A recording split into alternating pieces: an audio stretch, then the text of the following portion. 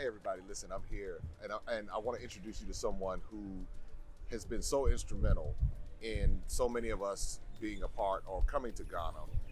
And this is Miss Ivy Prosper.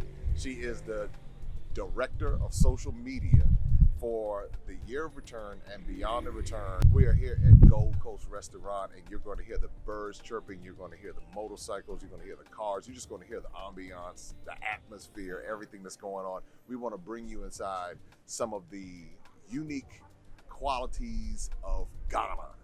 With you being the director, anytime you're a director, you're normally not the person who gets to be seen because you're behind the scenes. You're writing scripts, you're taking pictures, you're creating articles and content. But I wanted everybody to have an opportunity to get to know you, because you have, it's like they're influencers and then they're influencers. Right. And you literally influenced the African diaspora in such a way where in 2019, how many million came here? It was over a million. over It a was million people people came to Ghana that year. And most people don't know that you were very instrumental in that whole campaign. Yeah, it was quite a phenomenal year. I'll say it's one of the most amazing experiences of my life, being a part of the Year of Return campaign, and just knowing that some of the content that I was putting out there was making people feel so connected that it resonated with them enough to say, I want to book my plane ticket, I want to come. And at first I wasn't sure if people really were responding to it until we would do these airport welcomes. So our team would go to the airport when certain people were coming to come and greet them. We'd have the cultural troops who would be performing, and I would get people coming up to me. So the way people were recognizing me at the time was because I also have my own YouTube channel that I would do content on based on my experiences in Year of Return and in Ghana in general.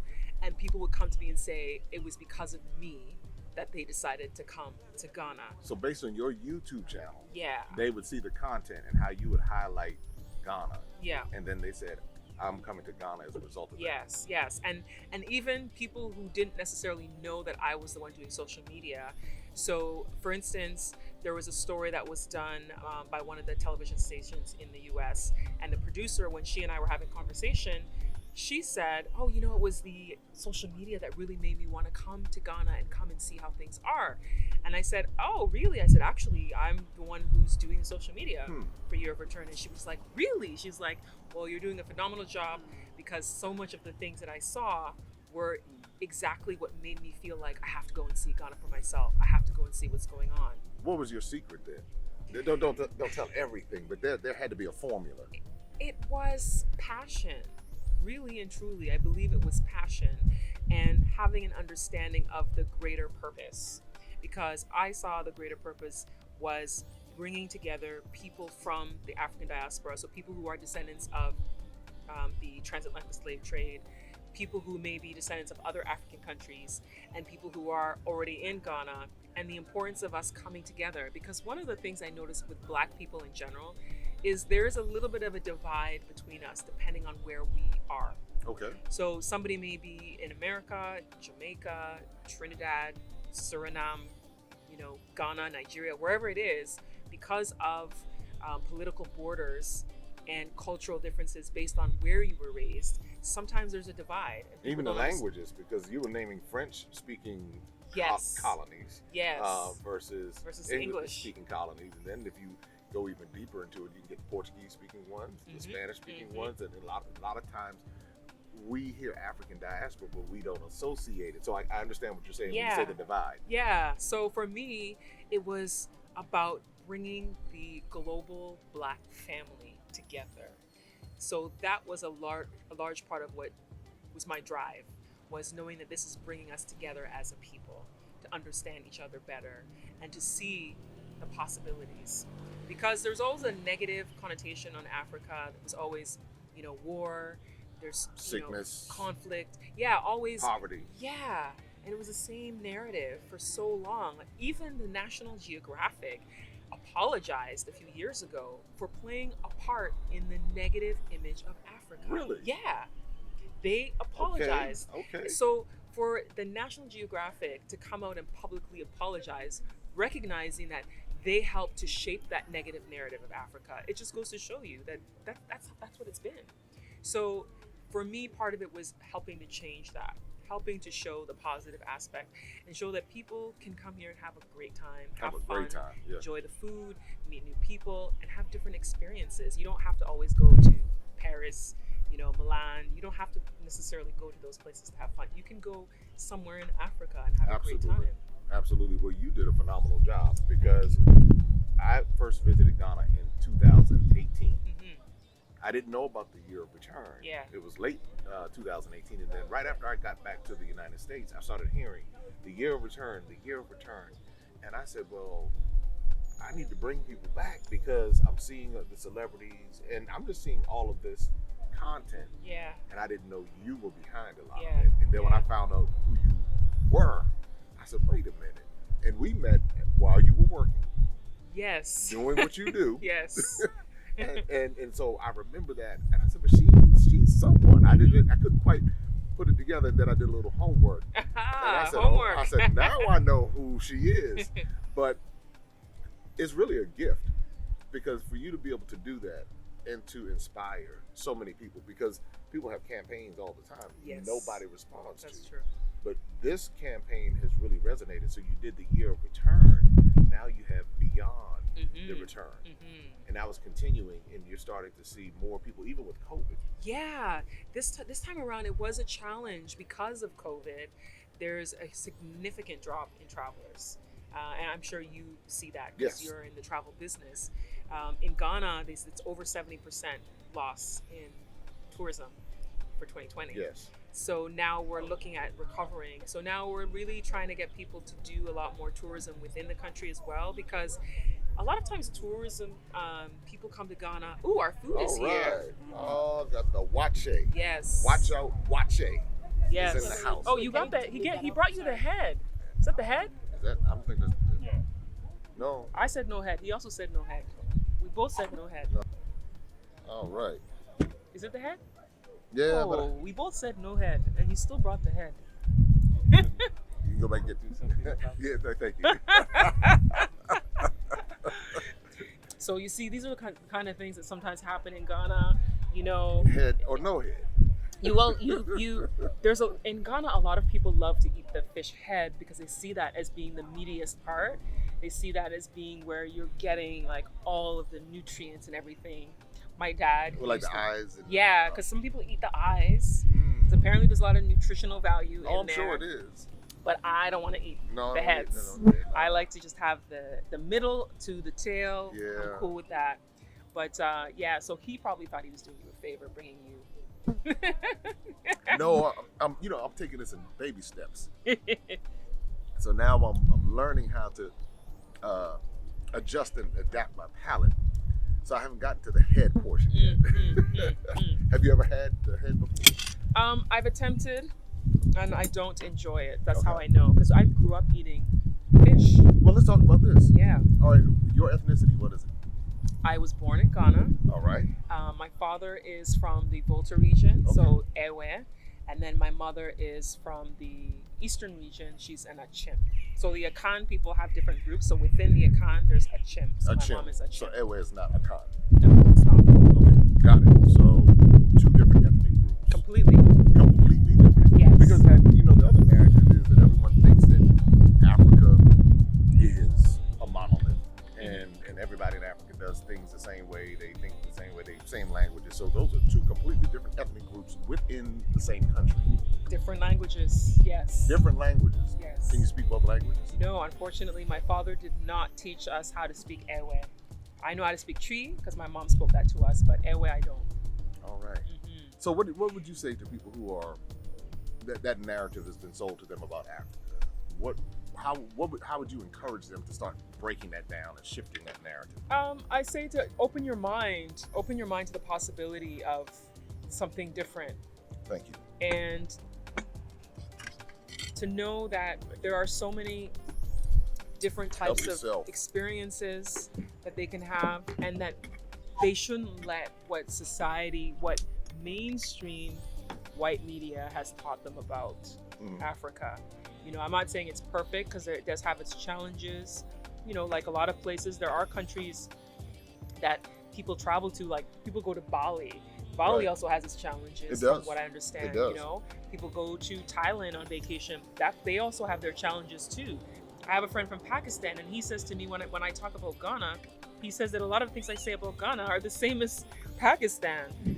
So we have to understand that yes, developing countries have different challenges, but don't avoid coming to Africa. You'll miss out on great experiences if you never make the trip. Well, take a bite of that wache. Because wache is a traditional Ghanaian dish. Mm-hmm. And I was turned on to it. And even when I go back to the States, there are some Ghanaian restaurants in the DC area. All right, so the weather ran us in. I know, we But I got to was get away not- from the rain. But I was not going to give up the wache. Now, we were just talking about people coming and how you suggest and recommend that people come to Ghana. Why do you think it's so important for people to visit Ghana? You have all 54 countries in Africa. Yeah. Why Ghana? I think that Ghana is a place that is an easy gateway to come as one of your first countries to come to Africa. First of all, if you're coming from the US or Canada, UK, it's an English-speaking country, so it makes it easier for you to communicate with people. Secondly, there's a lot of history here for people who want to learn the history that's tied to the transatlantic slave trade. The people are more exposed to travelers, so you find that the interactions may be a little bit easier for you than maybe other African countries as your first choice. It's sort of like coming to Ghana as your introduction of getting used to a different culture, different foods, different way of living, different lifestyle. And I just think that being a country that was the first to be independent, it also gives you a chance to learn about the first president, Kwame Nkrumah, when you visit the museum. Yes. And just to learn that it was like sort of the catalyst, because after Ghana gained independence, several other countries over the next few years gained independence. So I think it's a really good country to choose as your first to visit if you've never been to the continent. Now, you mentioned that you were born in Ghana. Yes.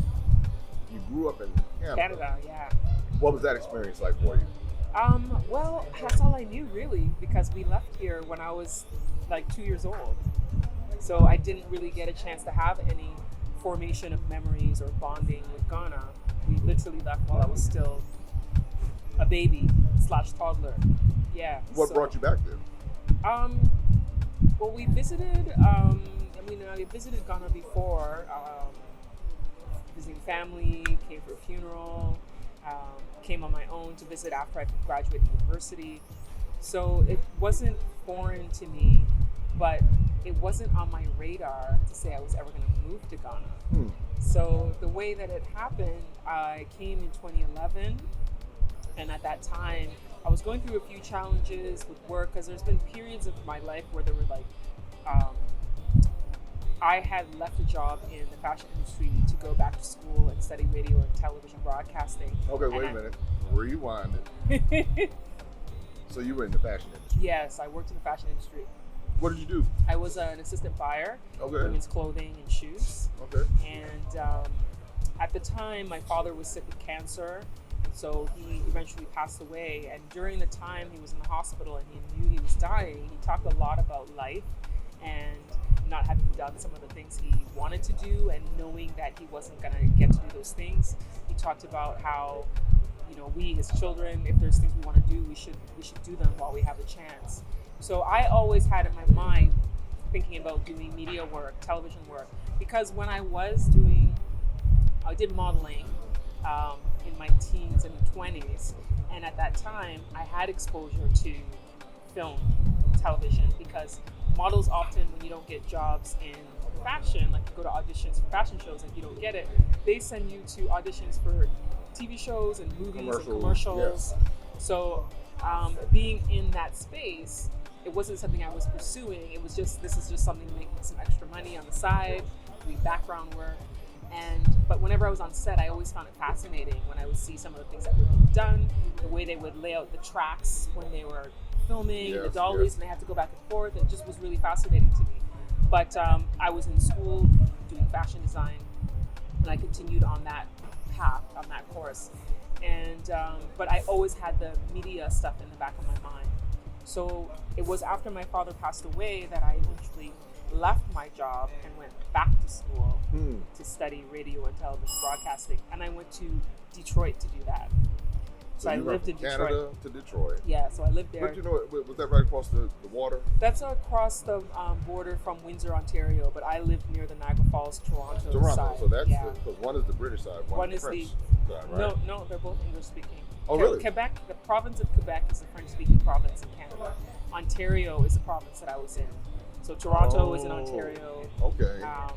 Quebec is the French speaking province, where Montreal is. Okay. Yeah, Got it. yeah. All so, right. I'm learning so something. the side that I was on the. I grew up near New York State border, but Windsor is where the Detroit border is.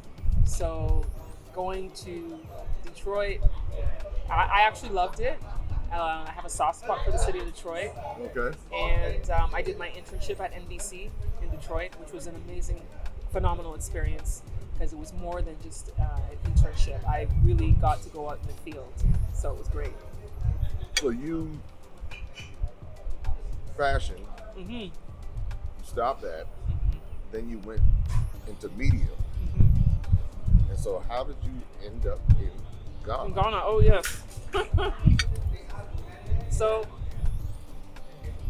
when I graduated, it was at a time that the economy was crashing. And so Michigan was really struggling because with General Motors filing bankruptcy, like all these, the auto industry was just collapsing. And so finding work, all of us who were graduating during that time period was like, work was difficult to find. So I was doing like little gigs here and there. Eventually I went back to Canada and I was working as a head booker at a talent agency. So I did a talent agency work for a few years, almost 3 years, but it wasn't what I wanted to be doing. And so in continuing to pursue opportunities with television stations, because I wanted to be like that morning talk show anchor, like you see like, Good Morning America, that type of thing. I wanted to be on City TV, which is in Canada, City Line, that's what it's called. those Okay. kind of shows, lifestyle or morning talk shows. But every time I applied, nothing was happening. I did some freelance work for an African station called Viva TV. And eventually, I was going through a rough patch, because financially, things were just not.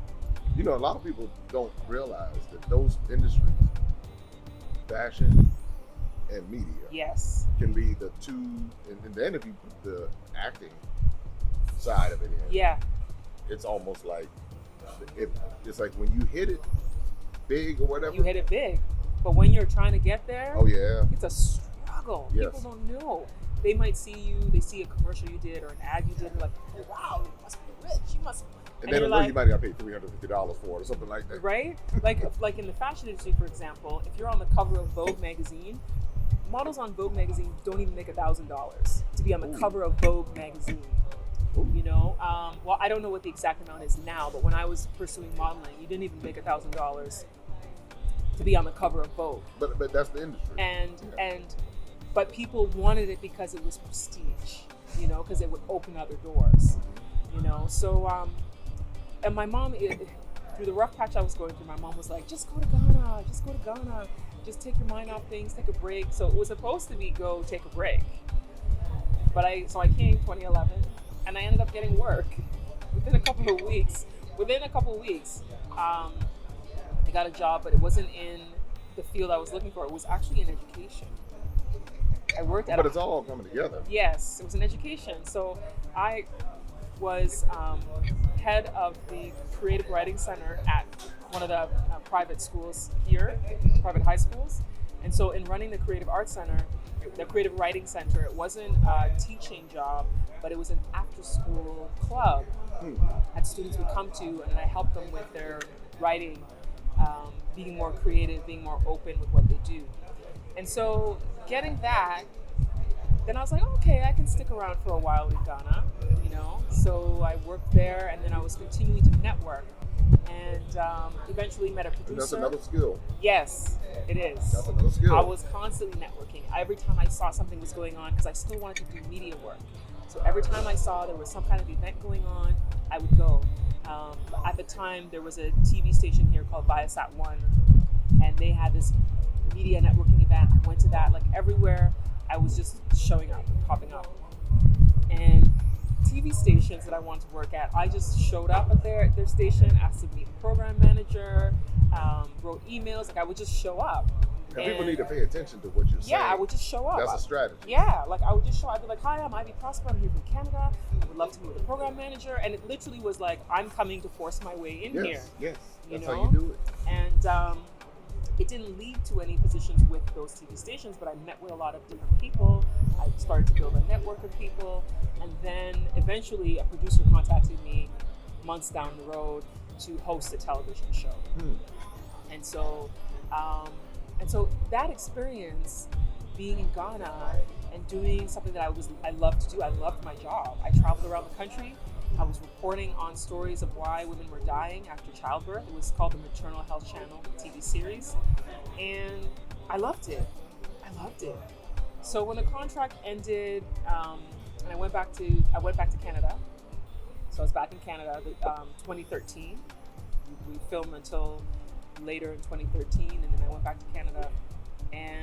But while I was in Canada, I kept thinking, I should go back to Ghana. And this is in 2013. This was 2013 that I went back. Late 2013, I went back to Canada. And so I was like, kept thinking, go back to Ghana. You know, you can probably do more. So I came back in 2015 for a month, just to really see, do I really want to come? And then when I came in that month trip, I decided, okay, I think I will come eventually. So then 2016 is when I made the move. And then 2017, when did you start working with the Year of Return campaign? 2019. 2019. Mm-hmm. So before that, I want people to know coming to Ghana is not as easy as people think it is, because it can get glossed over by all the beauty and all the great experiences. It's important you know that there can be challenges. There can be a lot of challenges, and a lot of people who become successful have gone through low periods in order to get to where they are now.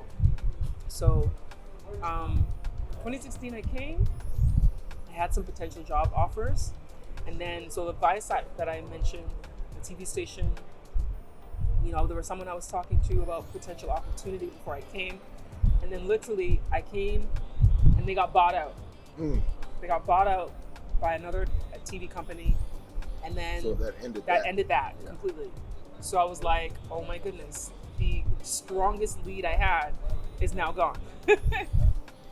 So I spent several months not working and looking for opportunities. Several months. Eventually I got an opportunity to work with a production company as a producer. We did documentaries, and that was based on relationships with people that I had from before as well, that connection. So it's going back to relationships again. Yeah. So the pieces of the puzzle, if someone is really paying attention to what you're saying, you're giving us chronological order of the steps that led you to this point right here. Because who knew that fashion would turn into acting, would turn into media, would turn into networking.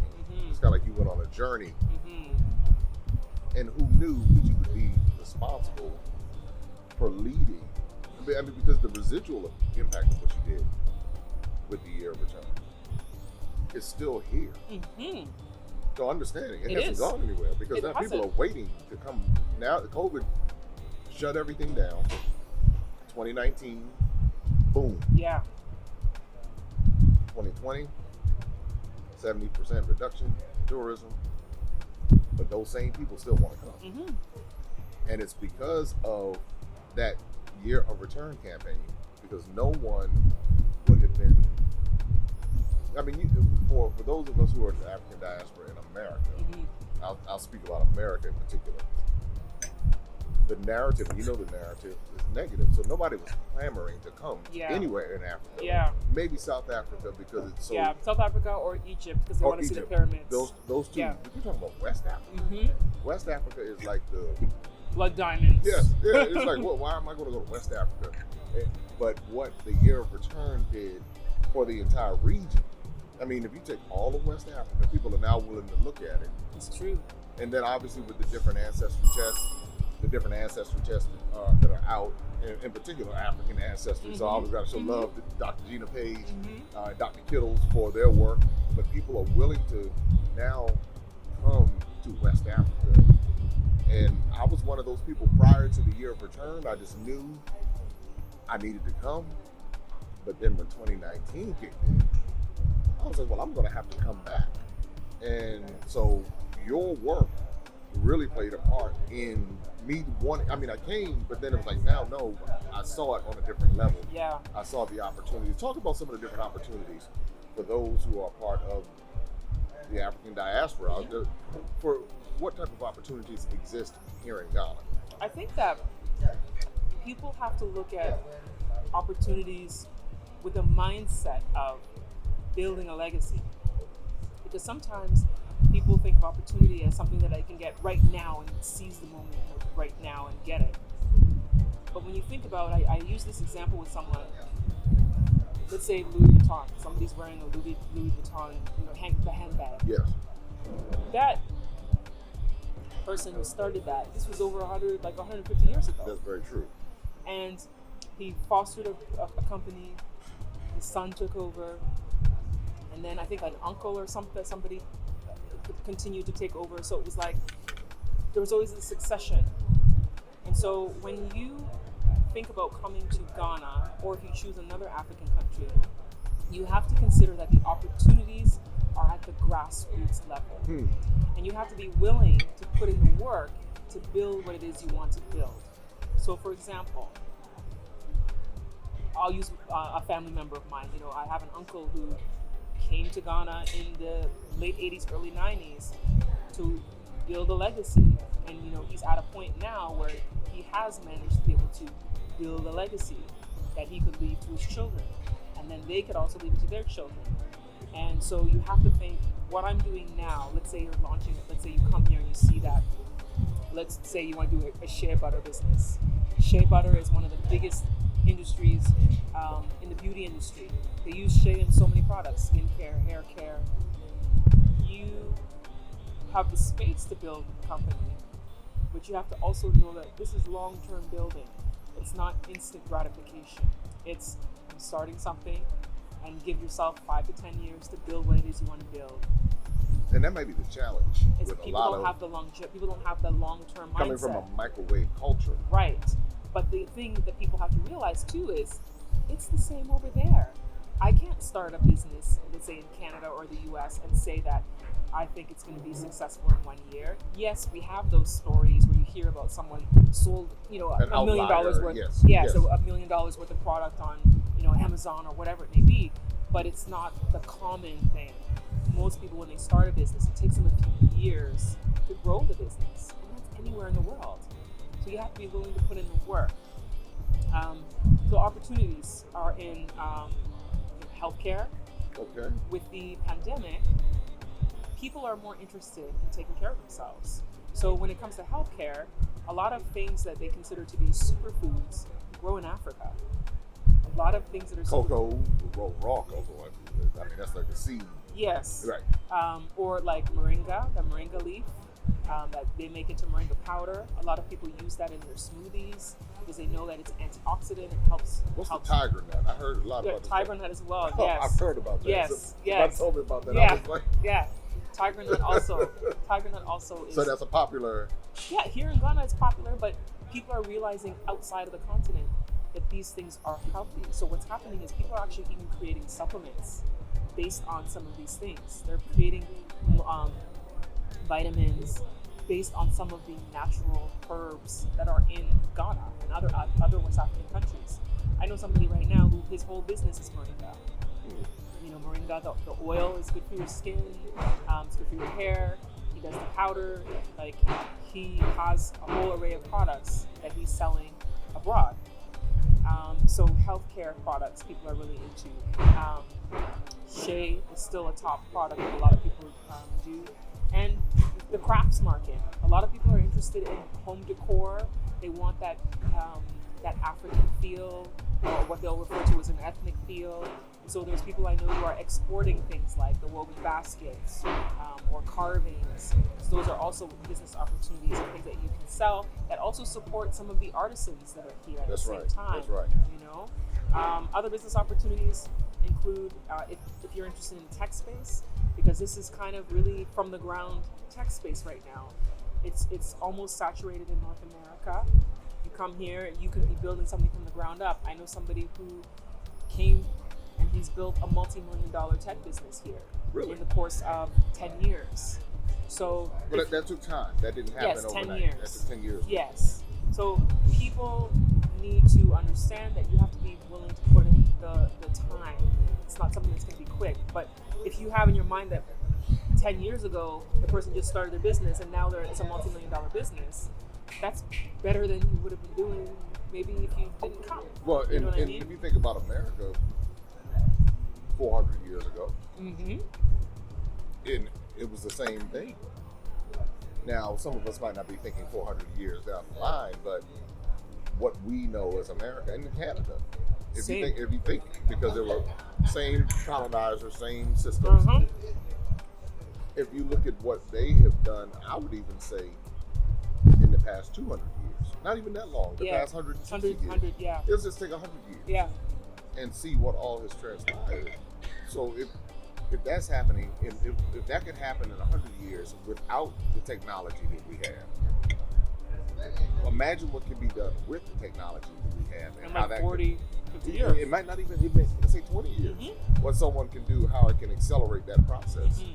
And if someone's willing to take that chance, if someone's willing to come and say, let me explore and see what Ghana has to offer. Yeah. And maybe I can use some of my resources from Canada or from the US or from the UK or from France or from wherever they may come from. Yeah. It reminds me of a story of a lady I met in Cote d'Ivoire. And she's of Lebanese and Kuwaiti descent. And she talked about how she went through some difficulties in her life. She grew up in Paris, went to school in DC. Went through a divorce, and she said, I needed to go somewhere completely different. She said, my family had been in Ivory Coast for generations. She said, I decided to come to the Ivory Coast. And what she did was she built her dream. Wow. So she opened a restaurant. I mean, the restaurant is fabulous. And she said, I found my dream here. And you can tell she's just as happy as she could be. And I was thinking to myself, West Africa, somebody found their dream in West Africa. Yeah. And Ivory Coast is right next door to Ghana. And for those who are English speaking, obviously Ghana's going to be easier to navigate. And really Ghana, when you start thinking about countries, because that's the question that I'm often like, why Ghana? Why not this other place? And I'm like, I'm not opposed to any other place. It's just that I see where Ghana is. Ghana's on the cusp of a lot of different things. Yeah. And those who are able to take advantage of it will find tremendous opportunities on both sides. Yeah. So for those who are local, they can help from that perspective, whether it be from job opportunities or business opportunities, but then from their own perspective, where they can make investments and contribute to the legacy that you talked about. Yeah. So. And the other thing is, I find that Ghana, compared to other African countries, West African countries, have policies that make it a little bit easier for people to start businesses. I think that's why some people choose Ghana. Really? I think that's why some people do. I mean, that's the rumor as to why Twitter chose Ghana instead of Nigeria for their new headquarters in West Africa. I'm not saying I'm confirming it, but that's the rumor. It's kind of what you heard. Yeah. But I also think that people don't necessarily have to live here, because sometimes people think they have to move here if they want to take advantage of opportunities. You don't have to live here to take advantage of opportunities if you don't want to live here, because not everybody can just pack up their life and leave. You know, some people, you have families, you have a mortgage, you have whatever it is. you can be that person who partners with somebody. So, I know someone who will ship stuff to someone in the US, and that person sells a product. So the person here is shipping it out, exporting it, while Right. that person there is receiving it and selling it on that end. So you can be a person who is simply having product exported that you're selling. And then when you're doing that, you're still investing into the economy because you're still helping that person who's selling the product here on the ground. So that could be something that someone does as well. The other opportunities, I would say, if you are interested in education, there's opportunities to get into education. If you're thinking about the youth, some of them are lacking learning from people who have world experience. I understand. Yeah. So, in other words, they may be learning, but the people they're learning from have a limited experience. Right. So when that happens, then they have limited experiences. But when you bring someone who has world experience, now they can show up on the world stage differently. Because showing up on the world stage is, if you're going to be a player, it's kind of like you have to know how to navigate different cultures, different personalities, and understanding systems. Yes. And so when you have someone come in, they can have a training program to say, this is how it's done on a global level, or this is how it's done in this particular culture. A friend of mine does training, it's etiquette training, business etiquette training, and it's in French. That's good. Yes. So that's an opportunity for someone who that might be their lane and they can do it. That's really good. Why do you think youth should come to Ghana? That's a question that just popped into my head. Why do I think youth should come Yes. to Ghana? Like to live, or just mean to visit, like holidays? To Just visit. in general. I think that it will change their perspective. I think that travel, no matter where you go, opens up your mind, and it allows you to really see the world differently. Especially people who live in privileged countries. Somebody may not realize it. So, for example, Chris Rock, his ex-wife, when they were together, she brought a group of African Americans, young people, to South Africa, I believe it was. And one of the kids on that trip at the time said he thought he was poor living in the hood. But then when they went to some impoverished communities in South Africa, he said, then he realized how privileged he actually was and how it was all relative. Right. That now he was somewhere where someone was asking him for help. And he was like, Someone's Like, asking do you me for know help? that I'm sleeping on a bed with no sheets? And they're saying, we're not sleeping on a bed.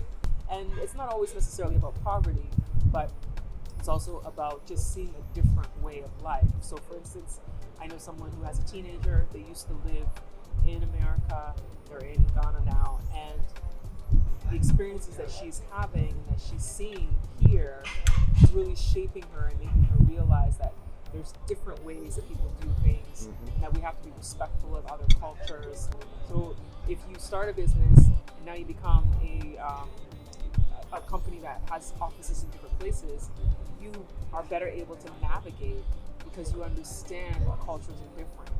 You weren't stuck in your own little corner your whole life. So I think travel is important also because you get to really see why people do the things the way they do.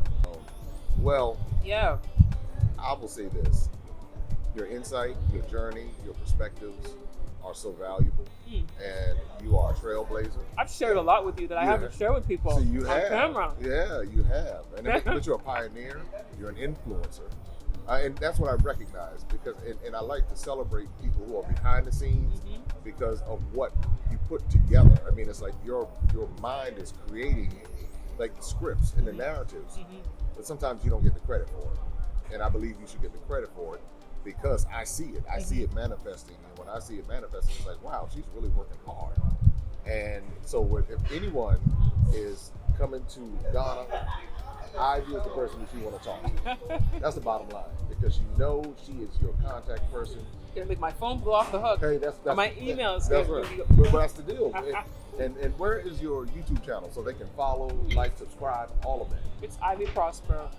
I'm Ivy Prosper everywhere. Ivy Prosper everywhere. And I'm telling you, you've heard just a little bit of the story. When you really get a chance, because we've talked about this, we've had these conversations. When you really get a chance to understand her journey, there's a lot of wisdom. And I believe that if you're looking to come to Ghana, she's a person you can connect with, and she can point you in the direction that you need to go. She might not be able to walk you through all the steps, but she can at least point you in that direction. And I think that's key. And that's part of your networking skills and your networking, I think instincts. I think a lot of what you were sharing with us today, instincts on display. And so again, I thank you for taking this time we had watching. I know. In the rain. And I have a lot of bones. My fish has a lot. That's all right. That's all right. My fish has a lot of bones. That's all right. Don't enjoy the bones, but we moved. We moved from the rain and we came inside. And the sun is set now. The sun is gone. It's gone. Yeah. It is nighttime in Ghana. That is one thing that's hard for me to get used to, is the sun setting every day around at the 6. same time. Yeah. Because when I came here, it's like 9 o'clock in America. Yeah. It's getting dark. Yeah. Here it's like 6:30. I'm like, wait a minute, what's going on? Mm-hmm. So anyway, everybody, listen, I want to thank you for joining us. Make sure that you follow Ivy Prosper on YouTube, Ivy Prosper on Instagram, on Twitter. Website? ivyprosper.com. There you go, ivyprosper.com. There you go. So again, as we're continuing to shine the spotlight on the continent of Africa, right now we are shining the spotlight on Ghana and all that Ghana has to offer. Make sure that you like, subscribe, share. You know what to do, and spread the word. Let's change the narrative, because that's what we're doing. We're changing the narrative. We're telling the truth about the place where many of us, much of our DNA comes from. And we want you to be able to take this and share it, but then also see for yourself. So until next time, we'll see you soon.